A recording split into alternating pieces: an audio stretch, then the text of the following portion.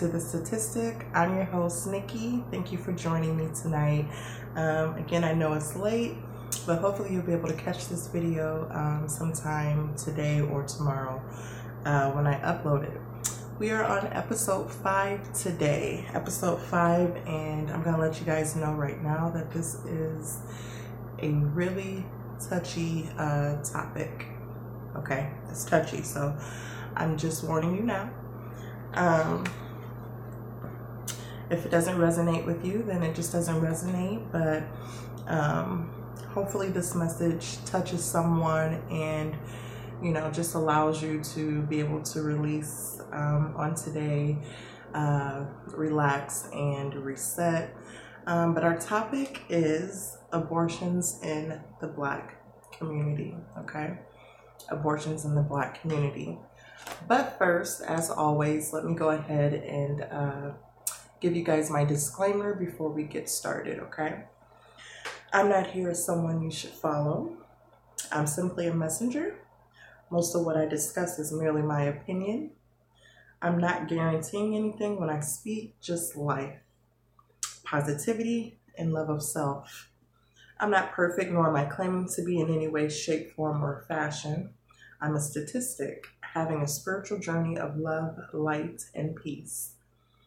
Please keep any negative comments to yourself, as your tongue is a powerful tool and it should only be used for speaking life, not death.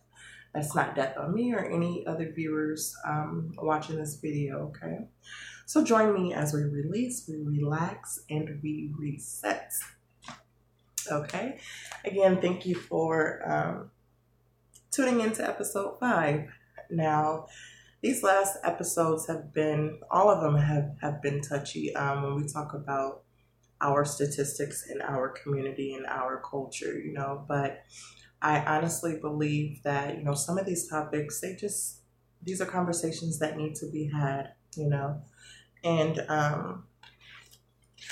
thankfully we go through different like homework opportunities to be able to actually work through this, because it's not an overnight process. This is a journey, especially when you have, you know, so much trauma involved with some of these topics that we talk about. This is definitely not an overnight process. This takes time, it takes work, and it requires healing, okay?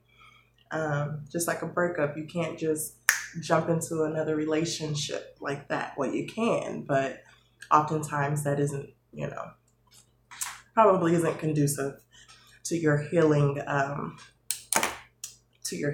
basically. So I usually put on my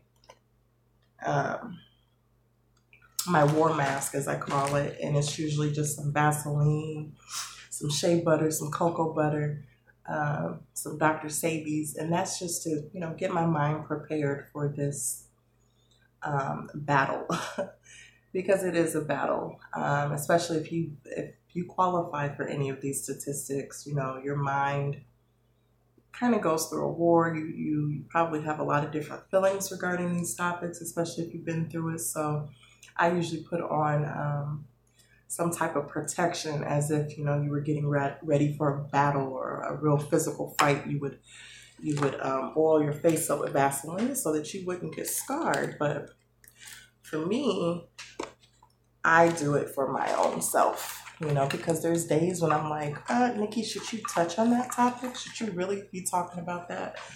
You know, you really want people to know what's happened in your life when you give these experiences. If I'm a part of the statistic, I usually give my experiences on it. And it's just like, at this point, you know, I don't care what people think about me. I really don't, you know, for the ones that I can possibly help, or, you know, whatever, that's what I'm here for. You know, it's no longer time to be afraid. It's time to allow that healing to, you know, just help you throughout your life, because we be carrying on some craziness, trauma, you know, just not talking about it, feeling ashamed, or, you know, whatever feelings you may have. We just don't want to talk about stuff like that. So what do we tend to do? Well, I tend to bury stuff, right? You probably do too. And I just think at this point, that probably isn't the best route to go, you know? And if you have the opportunity to talk about these issues, you know, get healing, you know, these are wounds. Wounds that probably you don't want to be open, but they need to be open in order for you to get healing. So I'm going to go ahead and put on my war mask. I'm just going to put a little bit on this because on my face, because this actually burns. This is Dr. Sabi, and it clears your face up too at the same time. It's called Eva Salva. Mine is kind of old and beat up. I've had it for a while, you know, because this is a touchy topic. So it's abortions in the Black community. So the statistics is every single day, 1,200 Black babies are aborted. 1,200 are aborted every single day. Which means that nearly half of all Black babies conceived die in abortions, okay? 37% of all abortions are performed on Black women, and we only make up 12% of the U.S. population. I'm going to repeat that again. 37% of all abortions performed are on Black women, okay? So, and that's a lot. That's a lot of babies, you know. And what are the reasons why we decide to abort a baby? What are some of those reasons, you know, when you think about, you know, the whole procedure within itself, when you think about having to basically take a life, what are some of the reasons for having to do that? And a lot of times it's due to money. It's due to not having enough support. In some instances, you know, women may be raped and they may not, you know, be able to take care of a child after going through that. Some people already have children and they are already struggling enough, and so they think the best solution is to abort the baby.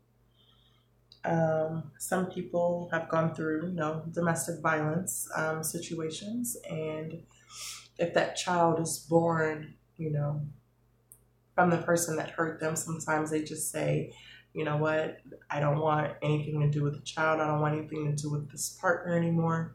I don't want anything to do with it. And they make that decision with to abort their child,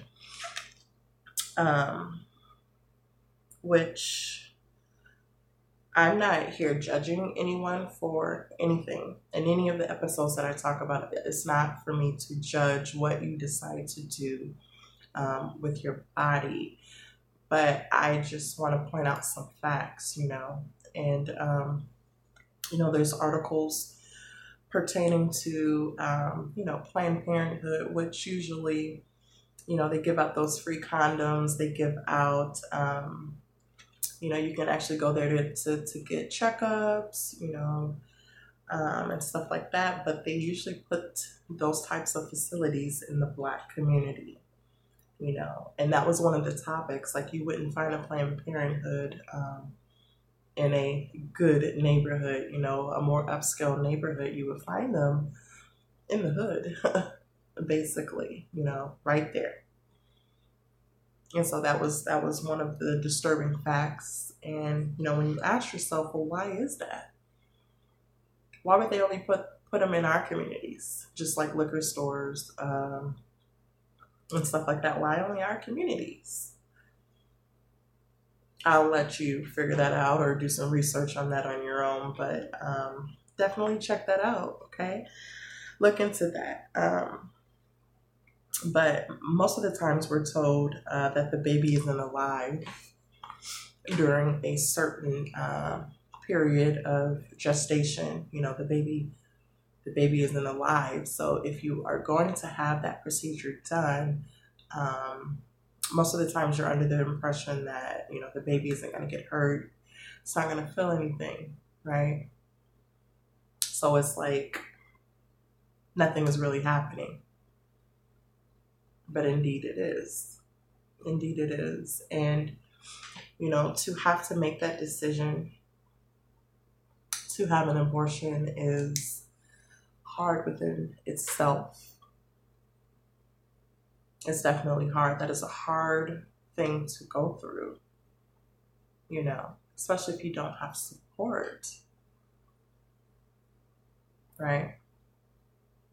But, you know, the end result, usually, okay, you don't have the baby, right? You don't have the baby. You can go on with your merry lives, but what happens to your body? What happens to your, you know, your mind after having an abortion? And it may not hit you when you do it. That stuff may come years and years and years later when you're like, what's wrong with me? Why am I feeling like this? And it's because you had that abortion and you probably didn't get healed from that, you know? So, very hard topic, but unfortunately in our community, if you get pregnant, let's say you're not married, let's say you're a teenager, you know, you made a mistake, you didn't use protection, you were just having fun, or whatever the case may be, and you find out you're pregnant, you know, what usually happens to the mother? You know, it happens to the dads too, but mainly, you know, it's usually on the mother. What type of support does that woman get? Are we usually supported with pregnancies? No, because it's rumored that, you know, all we do is make babies and eat, right? Make good music and stuff like that.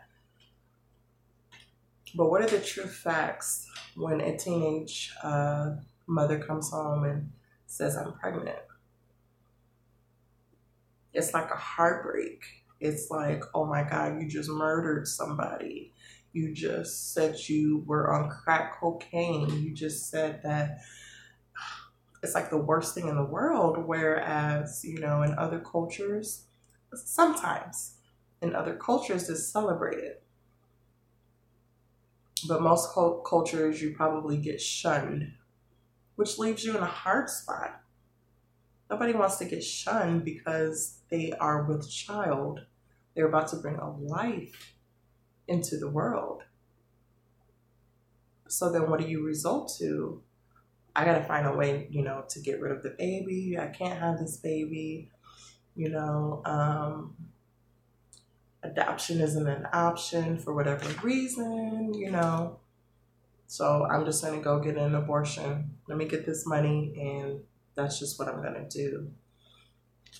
You know, and that's usually the thinking behind abortions, right?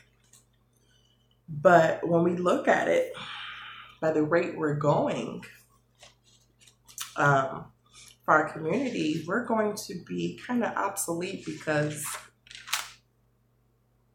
if it's not like black on black crime where, you know, we're killing each other or the police are killing us or, you know, whatever, you know, life really isn't, it's just not happening. It's just not happening. And we don't want to be phased out, you know, we don't. But let me get back to this. So what's the impact of an abortion? What happens when you have that abortion? What type of emotions do you go through? What if you still don't have support after you have it? Like, what's the impact of that? Well, number one, your sacral chakra, which is right like underneath your belly button, that becomes blocked because there needs to be healing there. You know, you need to be balanced when you're dealing with your chakras, right? And if you get an abortion, not just an abortion, miscarriages,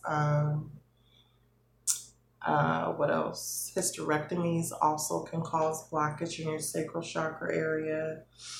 It just becomes blocked. It may be harder for you to conceive when you do finally try to get pregnant. You may face a lot of guilt, shame, depression, and spiritually, you may feel just down, drained, mainly guilty. And you know, some of those things they don't tell you about. They don't tell you about none of it. They just say, well, come on in, you know. You can get an abortion. We'll sell the parts, right? They'll make their money off of that. All I'm trying to say is when we make decisions that we have to make sure that, you know,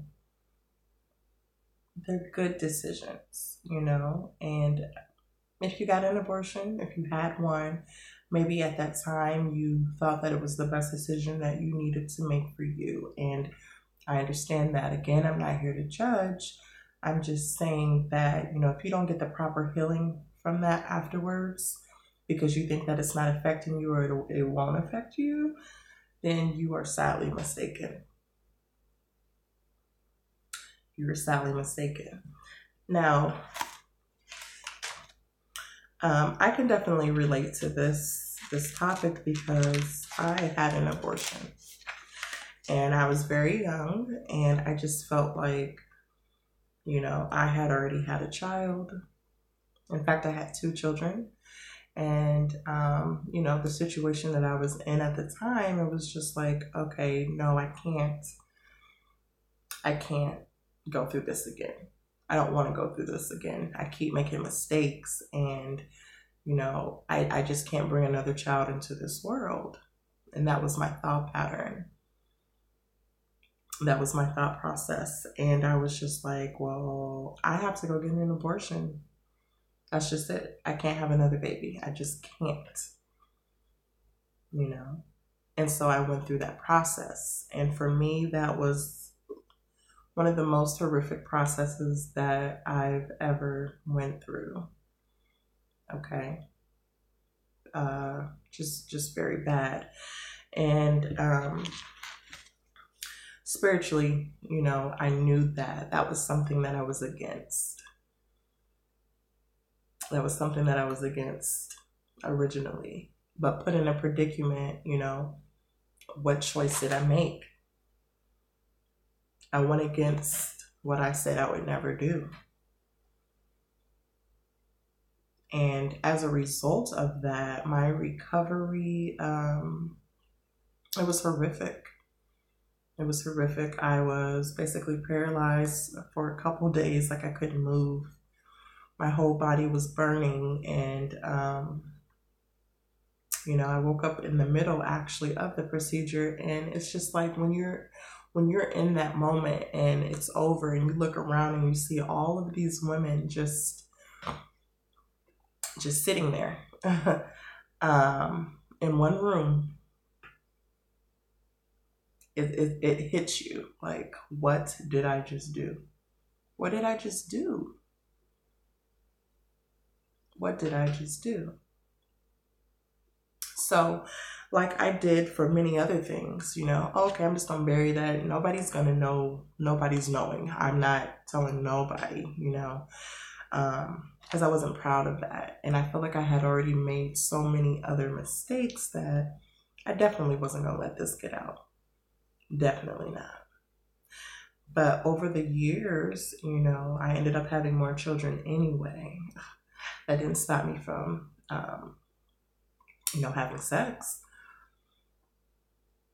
I had more children, you know. So it was like I went through that for what? because I thought that at the time it was okay, right? It wasn't. It wasn't. But if you've been through that, you have to forgive yourself. We all do. We all make decisions, in the moment. In the moment of everything, whether you're emotional, whether you're, just thinking that what you're choosing is going to be best for you. And sometimes it may or may not be the right decision. I just feel that the percentages in our community, and being one of those who actually had one, is way too high. Is that saying that we don't love our babies? Is that saying we don't love ourselves? And that's something that we must think about. We must think about, because our lives matter. Our babies' lives matter. Okay? We matter. And we have to know that when it's dealing with something as detrimental as a life, and no shame on anyone. No shame on anyone. But when you know better, you do better, right? So, I recently was able to get healing, to really be healed from that.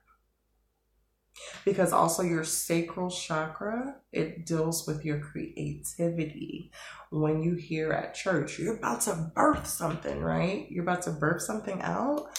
If you are blocked, if your womb, that sacral chakra is blocked, how are you going to birth things out? Like, how are you going to be able to manifest and create, allow your creative juices to come to play and birth out what it is you need to birth out to the world if you're blocked?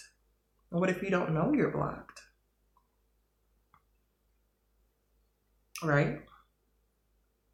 So for our homework, guys, this one can be kind of hard. I would say either see like a healer to help you with this. A healer, spiritual healer. If you think you need counseling, go see a counselor. If if you deal with crystals and stuff like that, they have things called a yoni egg, in which it's just a what is it? It's a, I don't have mine with me actually, but it's a yoni egg, and you basically just, you insert it or whatever, you cleanse it, and then you insert it, and you actually do womb healing work, in which you would probably want to either take a bath and do it during your bath, or you would want to do it when you are just laying down, and you would put your hands over your sacral chakra and say affirmations, do some breathing techniques, but you would talk to your womb basically. Okay. And you would just repeat those steps, every day, every other day, once a week, whatever you feel is best for you, right? So that's what the homework would be for that, okay? And again, like, this stuff is not going to happen overnight. By no means. That's trauma. Sometimes it takes time. Sometimes it takes years. Sometimes it takes months. It just depends on the person and the amount of work that you're willing to put into your healing. And the less trauma and less stuff that you're holding on to, the more balanced you'll be, the more freer your mind will be, the easier it'll be for you to walk into, you know, your calling, your destiny, you know, when you're free, when you're truly free. Okay. So, you know, my love goes out to all the women that have had to go through that procedure for whatever reason.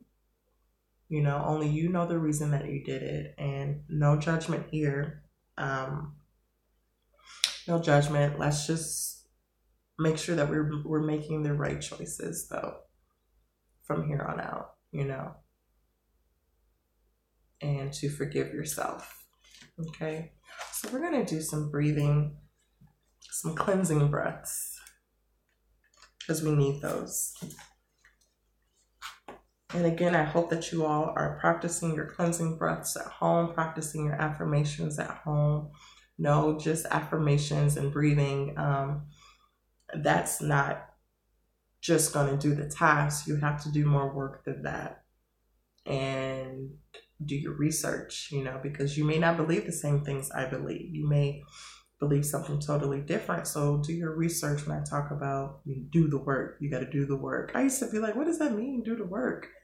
But now I understand, after doing research and after just truly figuring out who I am, what I resonate with, what I'm about, you know, I understand what doing the work is. So do your research on what doing the work actually means. But until then, affirmations and breathing techniques to start off will help you. It'll at least ease some of that discomfort that may be in your mind or in your heart from all of the trauma or all of the just different humanly experiences that you've gone through, okay, or that we see in our community or just in the world in general.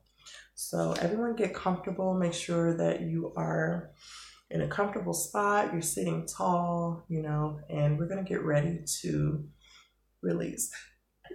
I had to sneeze, excuse me. So as you sit tall and you close your eyes,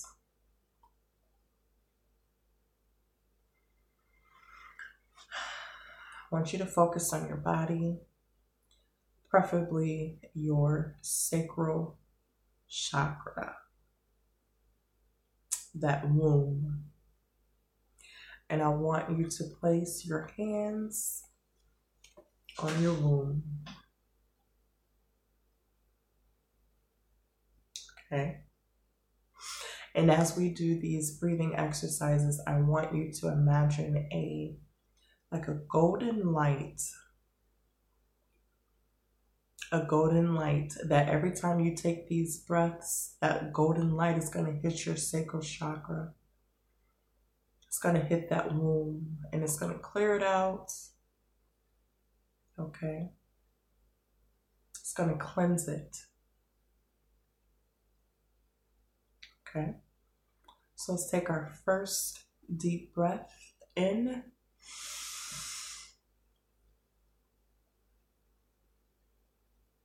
Breathing out.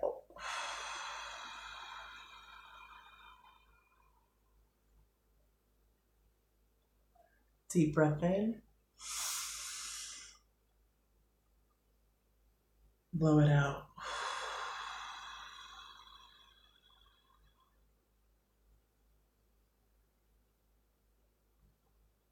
Deep breath in.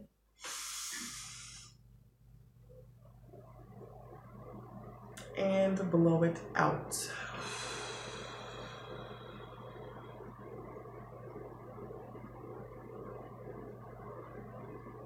Okay.